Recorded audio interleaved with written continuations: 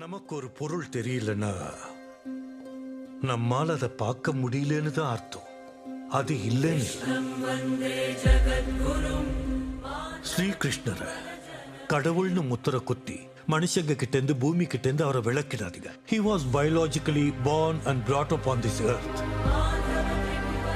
கிருஷ்ணர் ஒரு மேத, எவ்வளவோ ஆற்றல்களை தன்னுள்ள அடக்கி இந்த பூமியில வாழ்ந்த மனுஷன். அவர் அப்ப சொன்ன தர்மம் மதம் இல்ல, வாழ்க்கை.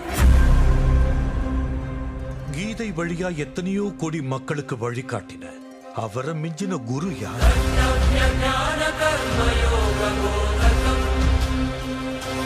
பாதுகாக்கிறதுக்காக சமுத்திரத்துக்கு நடுவுல துவாரகா நகரத்தை உருவாக்கின அவரை விட பெரிய ஆர்கிடெக்ட் யார்?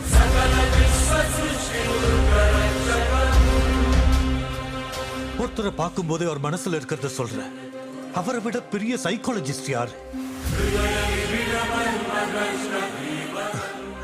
புல்லாங்குழல் ஒலியால பசுக்களையும் கோபியரையும் கட்டி வச்ச அவரை விட பெரிய வித்வான் யாரு?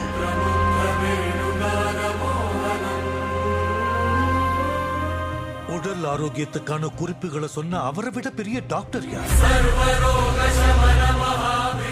தர்மத்துக்காக யுத்தம் பண்றது தப்பில்லைன்னு சொன்ன அவரை விட பெரிய வீரன்.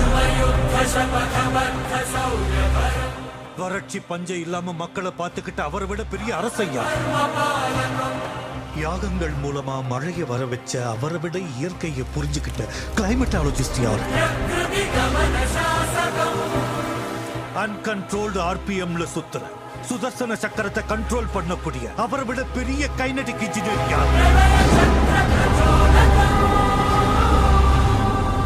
அவர் fighter, singer, teacher, warrior, what not. He is everything. His aura is eternal. He is more than God to me. I worship His excellence.